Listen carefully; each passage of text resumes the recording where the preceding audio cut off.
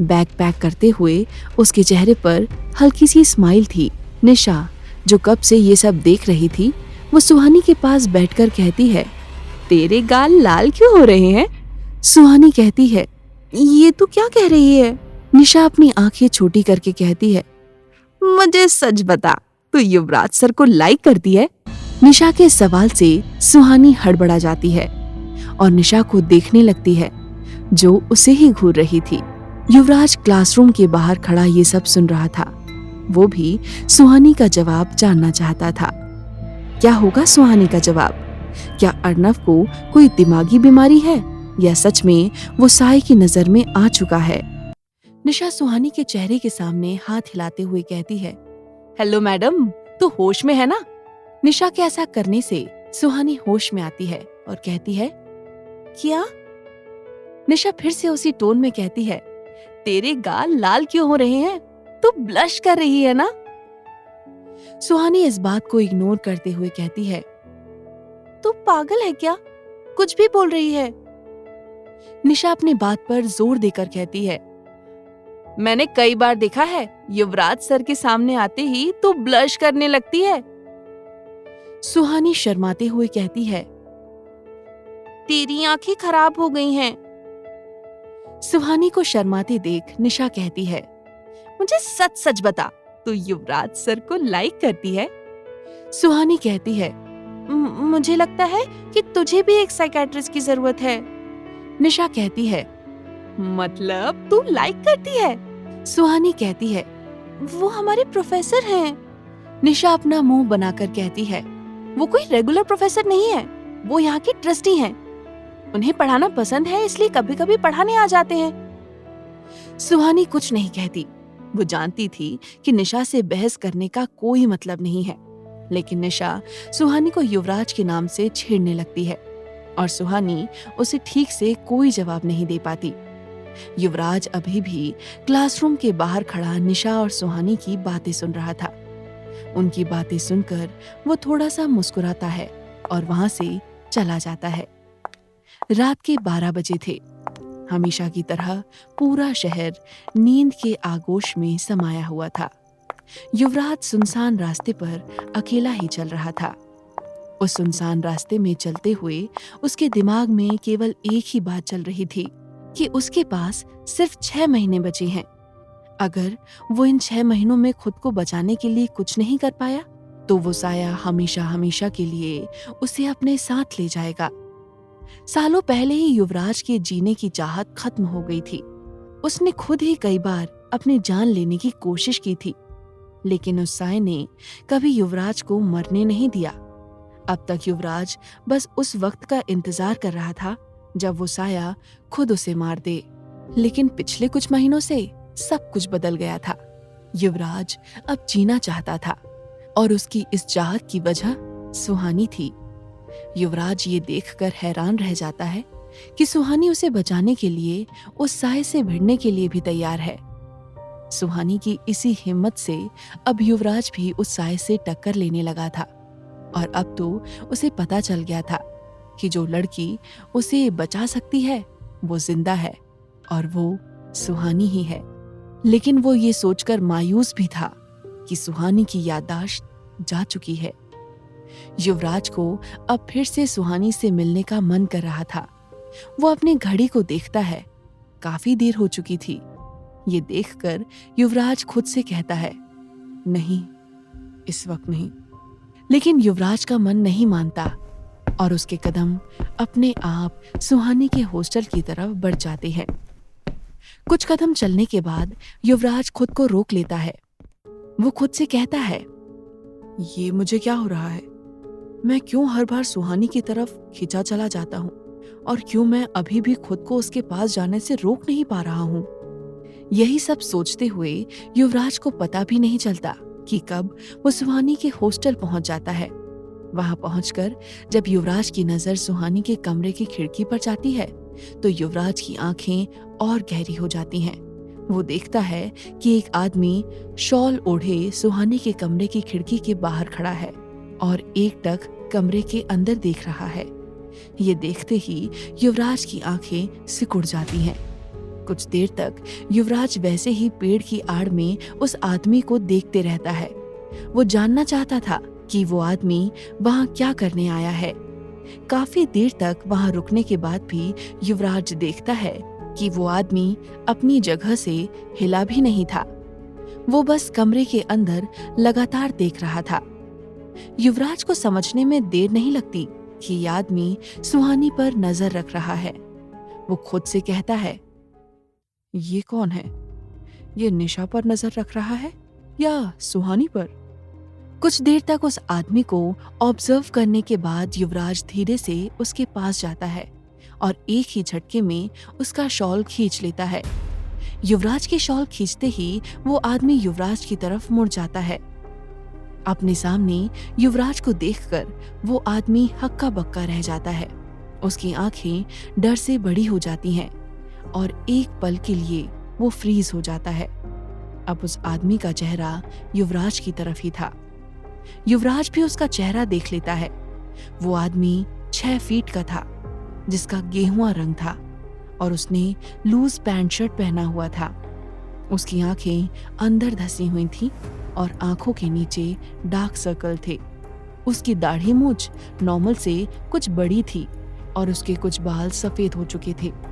उसकी उम्र लगभग 45 से 46 साल की रही होगी, लेकिन फिर भी उसकी बॉडी काफी स्ट्रांग लग रही थी। युवराज को देखकर उसकी आंखों में डर साफ झलक रहा था। युवराज उस आदमी से कहता है, कौन हो तुम और इतनी रात को यहाँ क्या कर रहे हो? युवराज की आवाज सुनते ही वो आदमी शॉक से बाहर आता है और अगले ही पल पीछे मुड़कर भागने लगता है। उस आदमी को भागते देख युवराज भी उसके पीछे जाता है। युवराज 1 सेकंड के लिए रुककर खिड़की से सुहानी के कमरे में देखता है। सुहानी और निशा बिल्कुल ठीक थे और सो रहे थे। ये देखकर युवराज को तसल्ली होती है और फिर वो उस आदमी के पीछे जाता है। वो आदमी काफी तेज था और भागते हुए रोड तक आ गया था। वो अपनी पूरी ताकत से दौड़ रहा था, लेकिन उसके पीछे तो युवराज था, जिससे बचना नामुमकिन था। कुछ ही पलों में युवराज उसके पास आ जाता है और एक ही झटके में पीछे से उसका शर्ट पकड़कर उसे दबोच लेता है। वो आदमी युवराज की मजबूत पकड़ से बच नहीं पाता। अब वो युवराज की गिरफ्त में था। युवराज ने पीछे से उस आदमी की गर्दन को अपने दाहिने हाथ से जकड़ लिया था। बहुत कोशिश करने पर भी वो आदमी खुद को युवराज की पकड़ से आजाद नहीं कर पा रहा था। धीरे धीरे युवराज की पकड़ उस पर और भी मजबूत होती जा रही थी। अब उस आदमी को सांस लेने में दिक्कत होने लगी थी। युवराज उस आदमी से कहता है, मैंने तुमसे कुछ पूछा है। वो आदमी युवराज के सवाल का जवाब नहीं दे रहा था। वो अपनी पूरी ताकत लगाकर युवराज से बचने की कोशिश कर रहा था, लेकिन युवराज की पकड़ से छूटना नामुमकिन था। युवराज उस आदमी की गर्दन पर दबाव बढ़ाते हुए कहता है, मुझे कुछ ऐसा करने के लिए मजबूर मत करो जो मैं नहीं करना चाहता। वो आदमी अभी भी कुछ नहीं कहता। अब उसका दम घुटने लगा था। उसे ऐसा लग रहा था जैसे अब अगर युवराज ने उसे नहीं छोड़ा तो वो मर ही जाएगा। वो आदमी अपने मन में कहता है, मैं ऐसा करना तो नहीं चाहता था, लेकिन अब तुमने मेरे सामने कोई रास्ता नहीं छोड़ा है। ये सोचते ही वो आदमी अपनी पैंट के पॉकेट से 3 इंच का एक पत्थर निकालता है और उस पत्थर को युवराज के दाएं हाथ की कलाई पर उसी जगह रख देता है जहां उसका निशान था। उस पत्थर को निशान पर रखते ही युवराज की चीख निकल जाती है। अचानक से युवराज की कलाई में बहुत दर्द होने लगता है। वो दर्द इतना ज्यादा था कि युवराज की पकड़ उस आदमी से छूट जाती है। वो अपने उस निशान को पकड़कर जमीन पर गिर जाता है और दर्द से तड़पने लगता है। वो आदमी एक पल के लिए वहां रुककर युवराज को देखता है और फिर तेजी से भागते हुए वहां से चला जाता है। युवराज जमीन पर पड़ा उसे देखता रह जाता है। उस आदमी के जाने के काफी देर बाद युवराज का दर्द कम होता है और वो उठकर खड़ा होता है।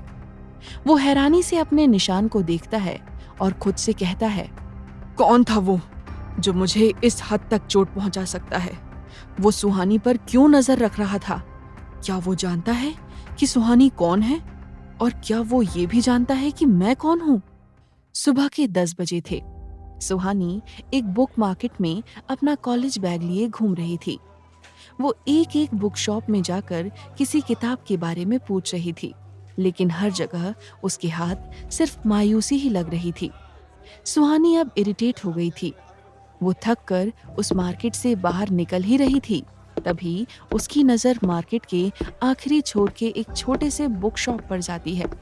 उस बुक शॉप को देखकर सुहानी के कदम रुक जाते हैं। उस दुकान को देखकर सुहानी कहती है, चलो यहाँ भी पूछ लेती हूँ, क्या पता कुछ मिल जाए। सुहानी उस बुक शॉप के काउंटर पर जाकर आवाज लगाती है, कोई है? सुहानी की आवाज लगाते ही बुक शेल्फ के पीछे से एक 60 साल के बुजुर्ग आदमी काउंटर के पास आते हैं। वो काउंटर के पास आकर कहते हैं, हाँ बताइए मैडम, आपको कौन सी किताब चाहिए?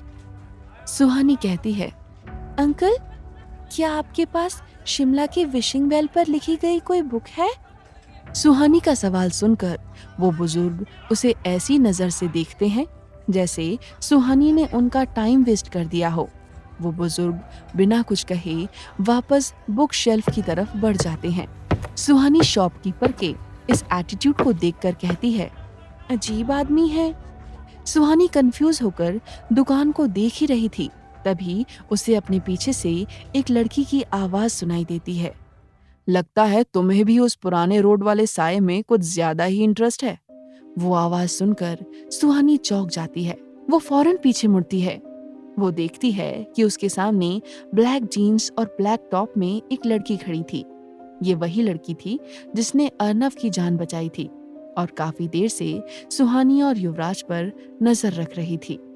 सुहानी उसे देखकर चौंक जाती है और कहती है, जी मैं कुछ समझी नहीं। वो लड़की कहती है, अगर तुम विशिंग वेल के बारे में पता कर रही हो तो मतलब तो साफ है कि तुम्हें उस साये में जरूर दिलचस्पी होगी। सुहानी फेक स्माइल के साथ उस लड़की से कहती है, ऐसा कुछ भी नहीं है, मुझे बस हॉन्टेड प्लेस के बारे में जानना अच्छा लगता है, इसीलिए मैं वो किताब ढूंढ रही थी। वो लड़की समझ जाती है कि सुहानी उससे कुछ छुपा रही है। वो सुहानी का इंटरेस्ट देखने के लिए कहती है, हाँ और विशिंग वेल की कहानी तो और भी इंटरेस्टिंग है।